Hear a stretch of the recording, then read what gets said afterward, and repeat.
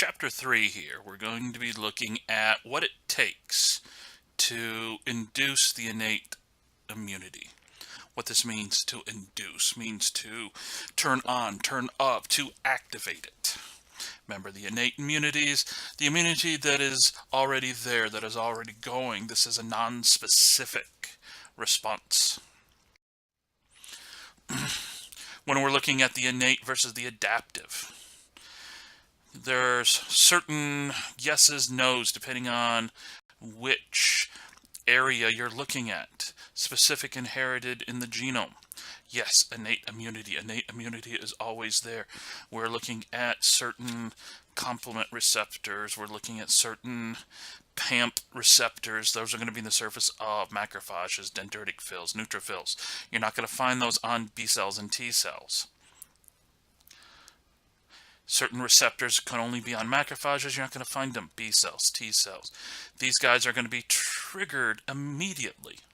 B cells, T cells, no, it's going to take them longer. You do not want to up your production of B cells, of antibodies, if there's nothing there, because you're just going to be wasting resources. You do not want to have cytotoxic T cells searching for something to kill when there's nothing there, because then they may start killing indiscriminately. Recognizes broad classes. Yes, you want macrophages, neutrophils, NK cells, mast cells. You want these guys looking for anything and everything not you to kill. B cells, T cells, epitope specific, antigen specific. You're going to see that the receptors and things on the surface of macrophages, neutrophils, they come from one gene, not these multiple gene segments that we're going to find in later chapters in B cells and T cells. By having multiple gene segments for one receptor, it means you can fine-tune specificity. Macrophages, neutrophils, you want a very generic receptor that can recognize and bind to a whole slew of different things. Clonal distribution. Yes, if one B cell finds its epitope, you want that one B cell to start making clones of itself, because you want that clonal expansion so that you have more plasma cells making one antibody. You don't want that with macrophages. Macrophages, day one, you want them killing a bacteria. Day two, you want them finding a virus. Same cell, two different pathogens.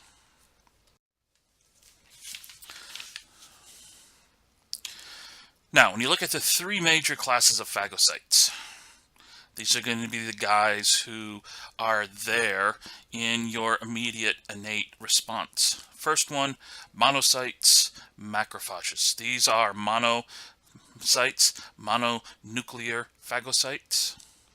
The macrophages are the matured form of monocytes. If the white blood cell still just floating around in the bloodstream hasn't been activated yet, it is a monocyte. But the minute it becomes activated and it exits out the blood into the tissues, it is now considered an activated macrophage. You're going to see different types of cells depending on where you're at. I just use monocyte macrophage for the blood. You're going to see there's also what they refer to as microglial cells. Microglial cells are going to be in neural tissues. You don't want a macrophage. You don't want a 20-pound sledgehammer crawling around in your brain. You want something a little more finesse. That's what the microglial cells are for. In the liver is going to be a slightly toxic environment, because that's what its job is, to detoxify. You want something can handle. Well, you're going to have what is referred to as Kupffer cells. They are going to be macrophage-like, but they reside only in the liver. They're looking for anything that has been taken up by the bloodstream from the large and small intestine and transported to the liver, or something that may have ascended up the bile ducts. That's what the Kupffer cells are for. Remember, these guys, whether you're talking macrophages, microglial cells, Kupffer cells, they're going to be found in healthy as well as in infected tissue. They are the little, guard that is always on patrol, always looking for something not you. Second class, you're going to have the granulocytes. You've heard me use the term neutrophils, but we also have eosinophils, basophils. These are the polymorphonuclear sites. These guys have the weird shaped nucleus, or maybe multiple nuclei. We've seen with the neutrophil that has that horse-shaped nucleus look to it. These guys are going to be filled with granules of those proteins, those defensin proteins, ready to be disgorged onto the surface of something not you. These guys are not on patrol. These guys are always floating in the blood, waiting for that C3A, the C5A, one of those complement proteins to activate a certain area in a capillary bed. Once they come across those tissues, they will exit out. They will go up the breadcrumb path to whatever is infecting you, and then they disgorge the granules. And then finally, for our phagocytes, the dendritic cells. The CDCs, these guys are known, the conventional dendritic cells.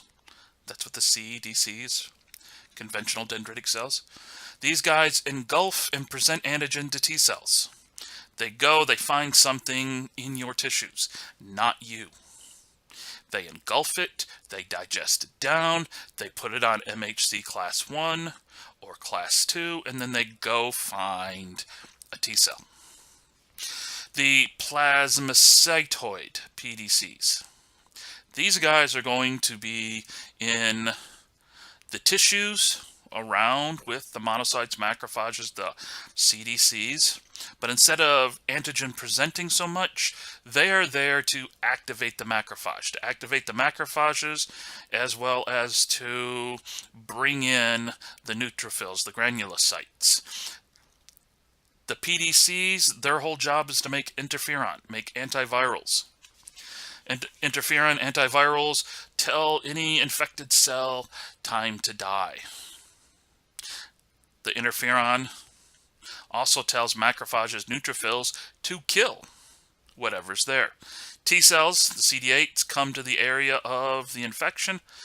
PDCs can help activate the T cell, turn it up, amp it up, get it ready to tell something it's time to die. When you look at what's going on with the different uptake mechanisms, the macrophages are one of the, basically they're like the Swiss Army knife of cells. They've got something for everything.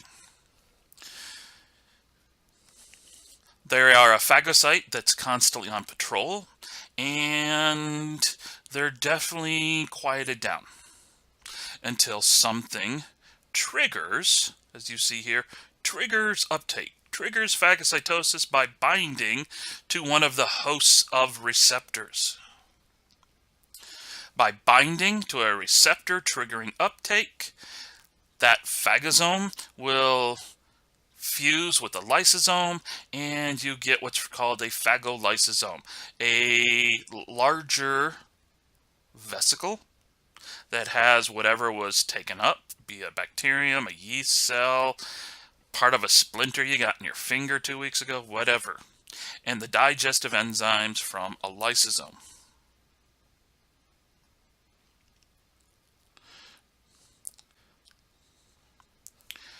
So when we step back and we look at the first step of this, something binding a receptor. You look at the different receptors the macrophage is going to have. You're going to have something for fungal cell wall, beta-glucan receptor, also known as dectin-1. You're going to find a lot of these receptors have multiple names depending upon who's writing the literature and whether you're talking human or mouse model. Beta-glucan receptor, also known as dectin-1, this is for fungal cell wall. Beta-glucans are found only in fungal cells. So, the yeast they're showing over here, certain sugar moieties on its surface, like we talked about back in chapter 2, are going to bind this receptor, which is going to trigger the uptake via phagocytosis, and then the digestion by the formation of the phagolysosome. The mannose receptor over here, bacteria, fungi, some viruses. if they're enveloped, are going to have a mannose moieties, sugar moieties, that are going to have a shape that says not animal, not human. That's what this is going to bind to. You see it here.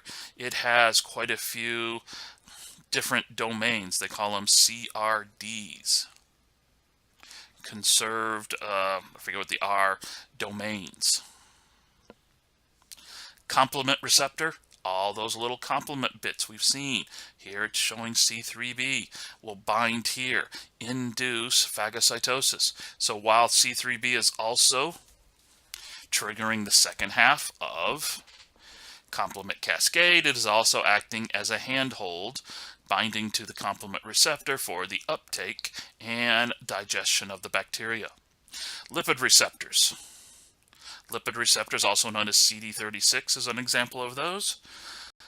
These are going to be found for basically anything not you. All things that have a membrane are going to have specific lipid moieties that are not human. Well, these are going to bind to them. And then finally, the scavenger receptor, SRA1, SRA2, Marco. These are going to bind anything that is acetylated, lipoproteins on the surface of certain bacteria, certain cells, fungal cells. Also going to be looking for bacterial cell walls. So this one is one of the catch-alls. It will bind almost anything except human cells. Now, we've also found that these receptor uptake mechanisms, here we're talking about it in the terms of a macrophage, but we also have to keep in mind, excuse me, that other cells, such as neutrophils, and can also take up, digest, and then once they digest or once their receptors are triggered, they will also disgorge granules. Macrophages are not known for granule.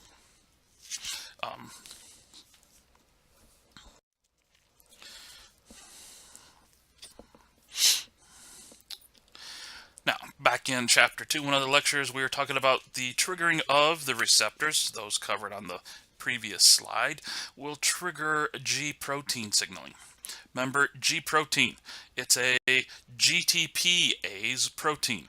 Here, the acronym from the textbook is GPCRs, G protein coupled receptors, transmembrane proteins that, once the receptor is triggered, it will activate GTP binding protein that releases G diphosphate and binds G triphosphate. An example of a receptor, formylated methionine leucine phenylalanine, FMLP. Turns out all bacterial proteins, all of them, start with methionine, just like we do. But where we have just a general methionine, they have a specific start methionine, formylated methionine. Since this is a bacterial only, not going to be found in eukaryotes. This is a great receptor for any proteins from a bacteria that has complement punching holes in it and stuff's leaking out. This triggers, binds up, off it goes. One of the things that these G proteins can ultimately trigger are the reactive oxygen species, the release of superoxide, hydrogen peroxide, nitric oxide. The release of these will then be like pouring hydrogen peroxide on the surface of an open cut. All the bubbling and whatnot, all those oxygen species are going to start ripping up any bacteria present.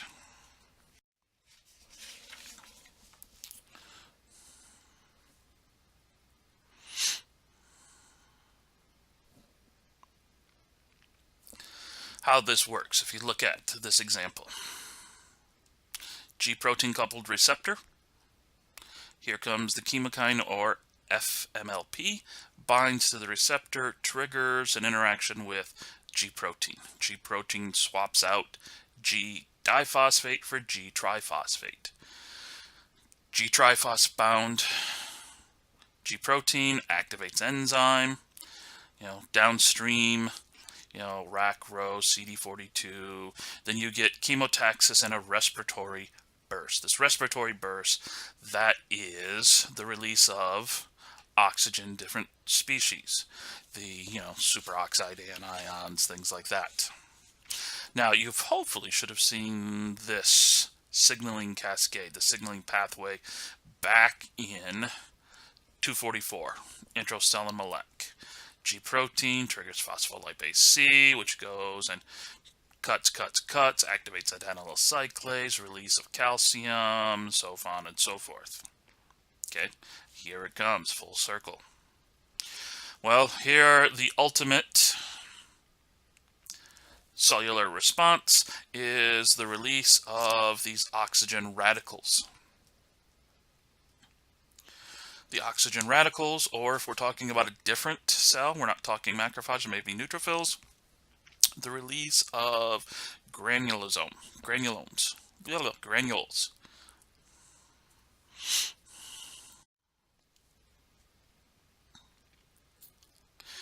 So however you're looking at it, the interaction with these antimicrobials, these, FMLP or some chemokine, binding a receptor, triggers response. Acidification, the lysosomes become even more acidified. It becomes primed, ready to go.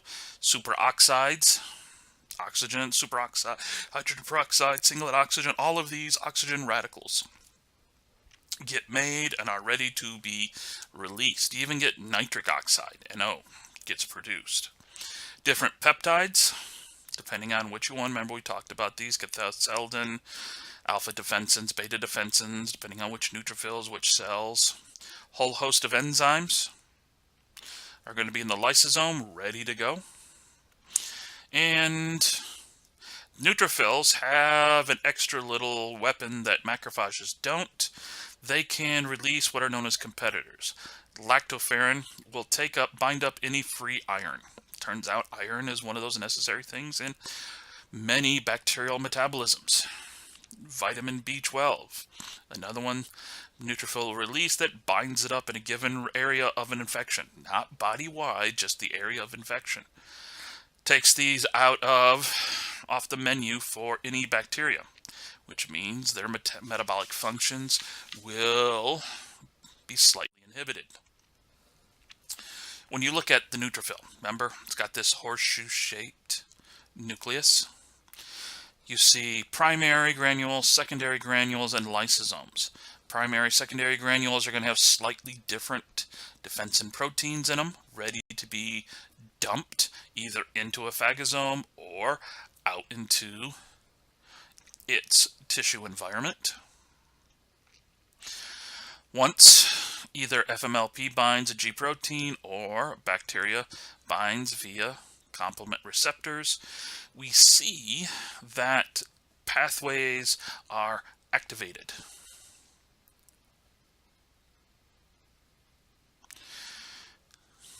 We see the phagosome binds lysosome, the release of many enzymes, proteins. Here we see secondary granule, primary granule, instead of being disgorged, are now going to bind to the phagolysosome.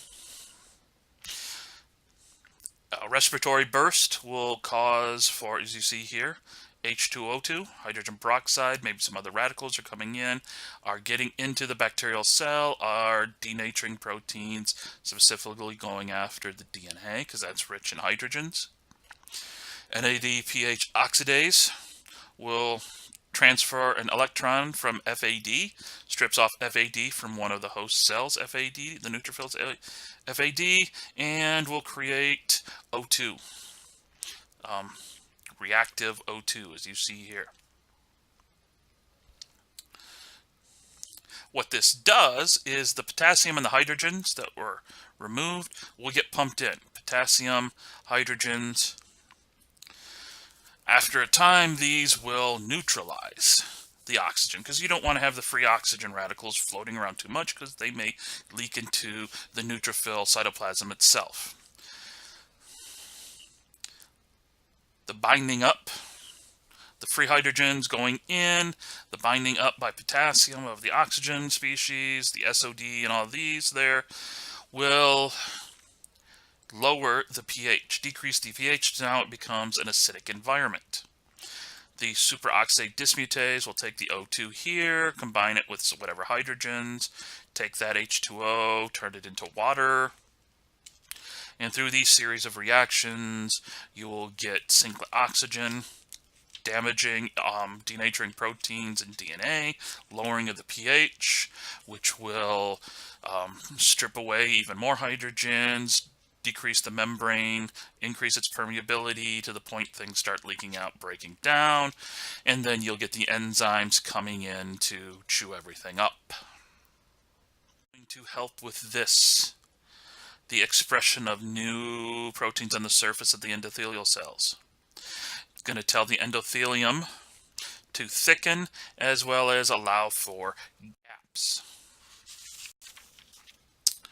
Those surface molecules that are on the surface of the endothelium, these are cellular adhesion molecules. Turns out that monocytes, neutrophils, are floating by rather quickly in the blood. For them to know where to stop, they need to have markers. Under normal conditions, these different adhesion molecules you see here on the surface of the endothelium are not expressed. If there is nothing here, no sign of infection, nothing not you, no chemokines.